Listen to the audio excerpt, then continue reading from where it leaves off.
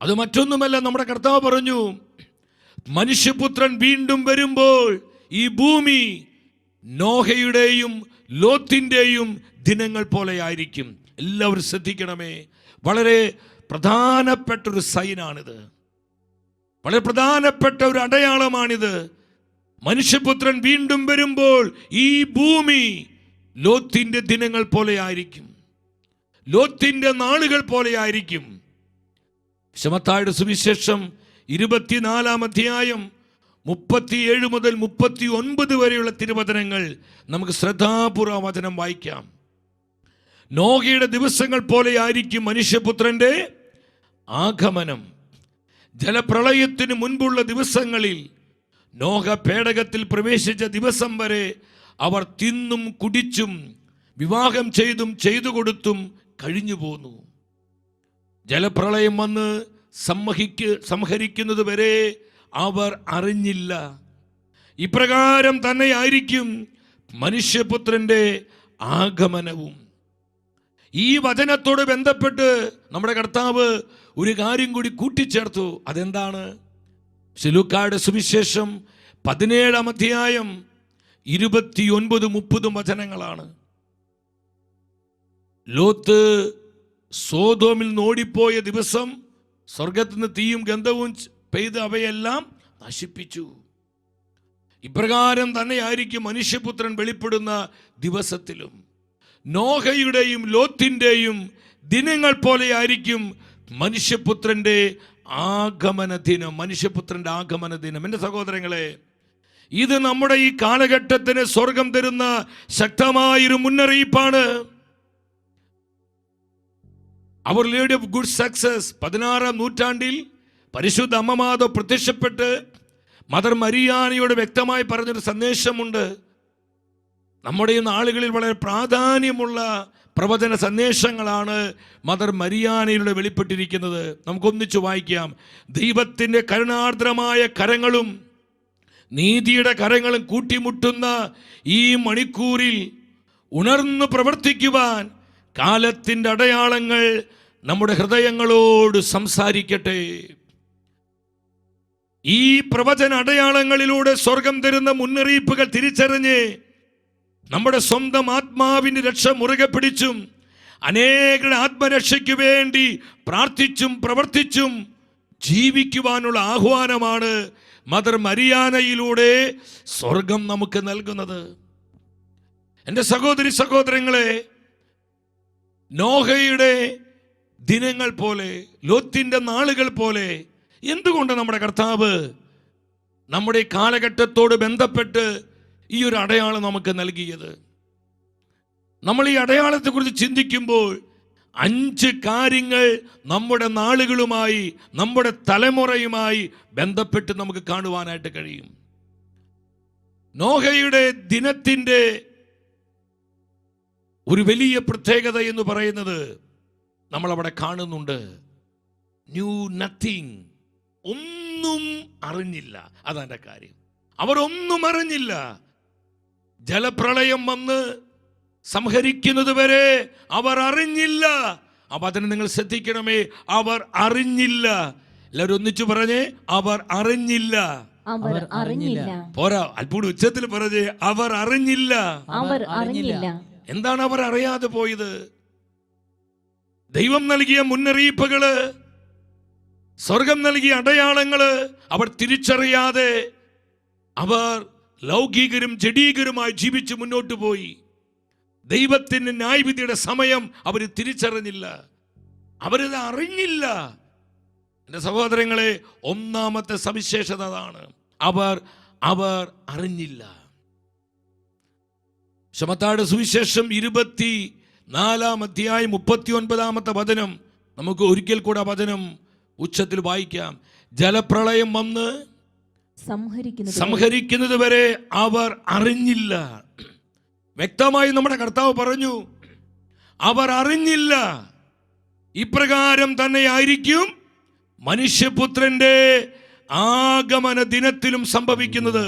സഹോദരങ്ങളെ, വലിയ ആത്മീയ മർമ്മമാണ് ഈ തിരുവചനത്തിലൂടെ സ്വർഗം നമുക്ക് വെളിപ്പെടുത്തി തരുന്നത്. സ്വർഗം വെളിപ്പെടുത്തി തരുന്നത് പരിശുദ്ധ അമ്മ മാതാവ് വേദനയോടെ ഫാദർ സ്റ്റെഫാനോ ഗോപിയോട്, അന്യവൈദികനായ അമ്മയുടെ പൊന്നുമോനാണ്, സ്റ്റെഫാനോ ഗോപിയോട് അമ്മ പറഞ്ഞു.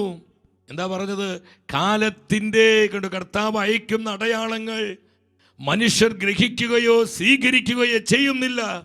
ഇത് സ്വർഗത്തിൻ്റെ വേദനയാണ്. കർത്താവ് നൽകുന്ന അടയാളങ്ങൾ മനുഷ്യർ ഗ്രഹിക്കുകയോ സ്വീകരിക്കുകയോ ചെയ്യുന്നില്ല. ഇതൊന്നും അറിയാതെ ഹൃദയകാഠിന്യത്തോടെ ഈ തലമുറ മുന്നോട്ട് പോയിക്കൊണ്ടിരിക്കുകയാണ്. കർത്താവ് പറഞ്ഞു, അവർ അറിഞ്ഞില്ല.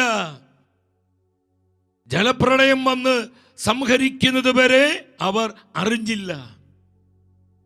ഈശോ പറഞ്ഞു, ഇതുപോലെ തന്നെയായിരിക്കും മനുഷ്യപുത്രന്റെ ആഗമന നാളും.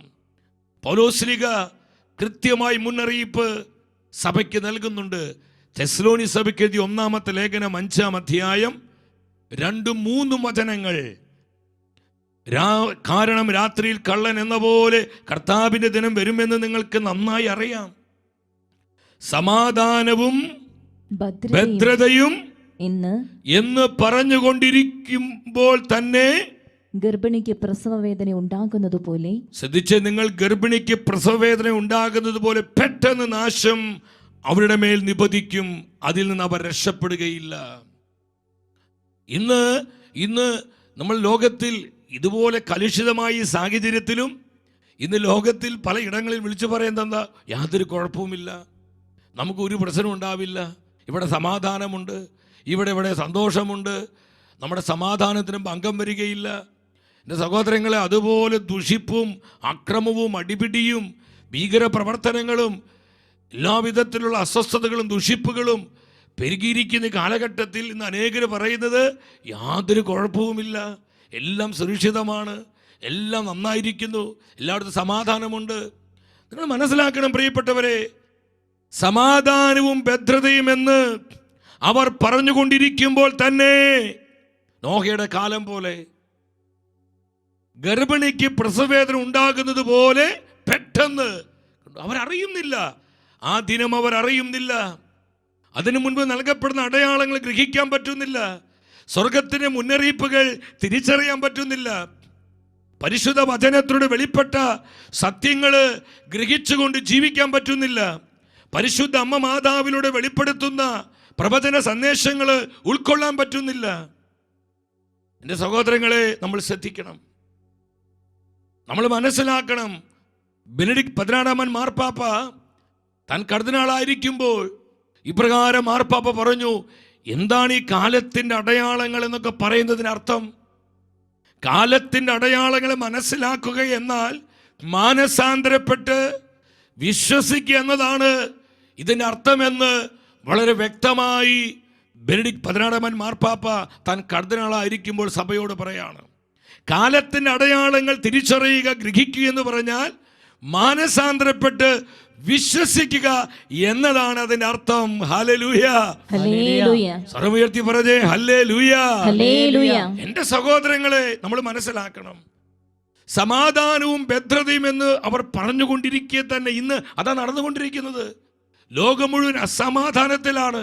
എന്നിട്ടും ഇവിടെ പറയുന്നത് ഭയങ്കര സമാധാനമാണെന്ന്.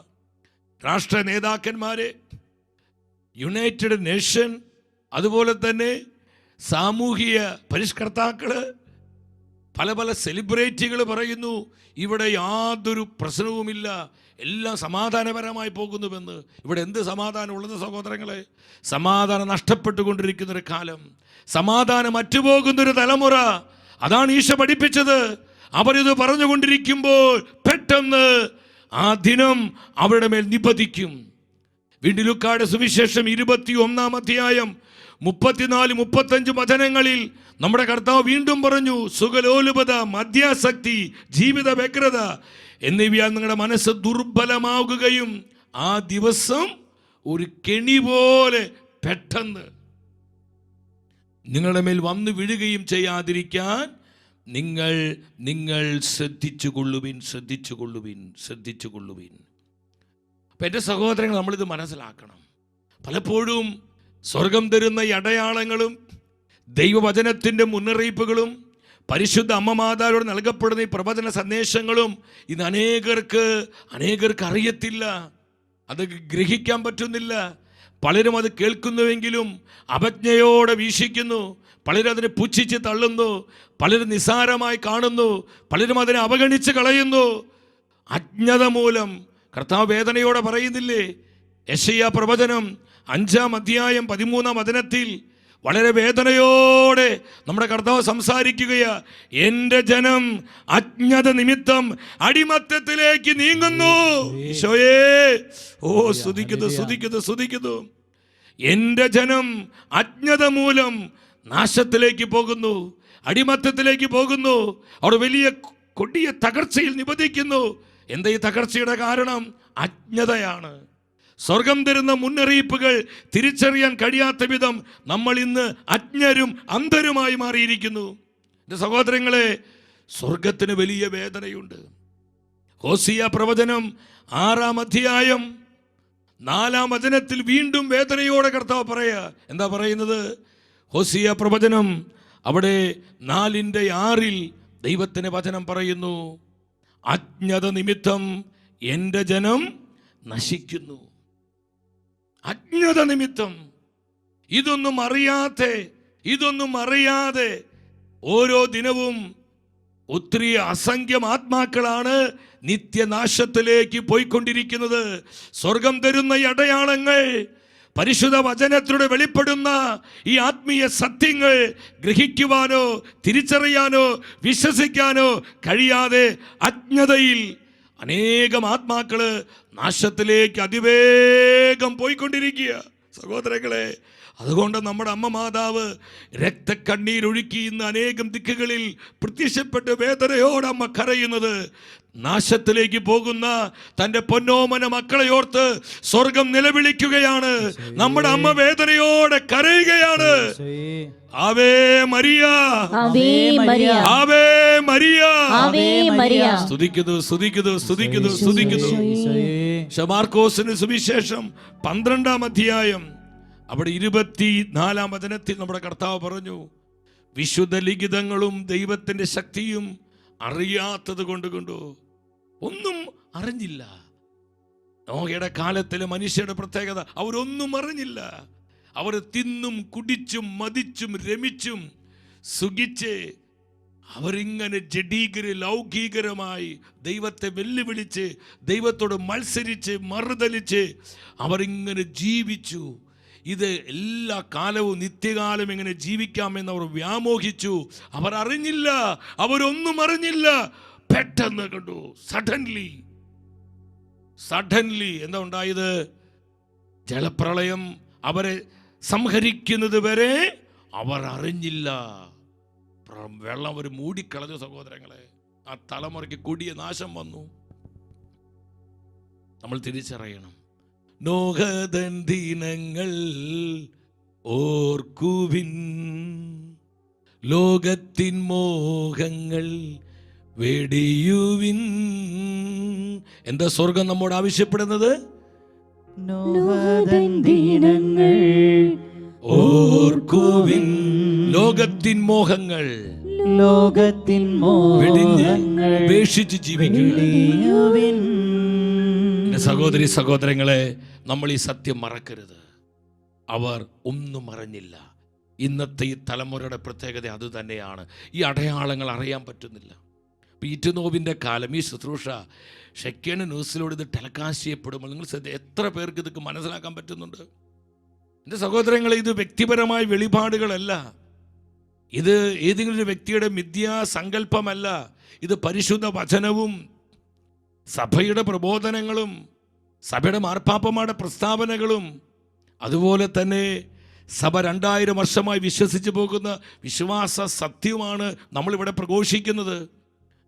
ഈ പ്രഘോഷണം, ഈ സത്യങ്ങൾ എത്ര പേർക്ക് വിശ്വസിക്കാൻ പറ്റുന്നുണ്ട്, സ്വന്തമാക്കാൻ പറ്റുന്നുണ്ട്?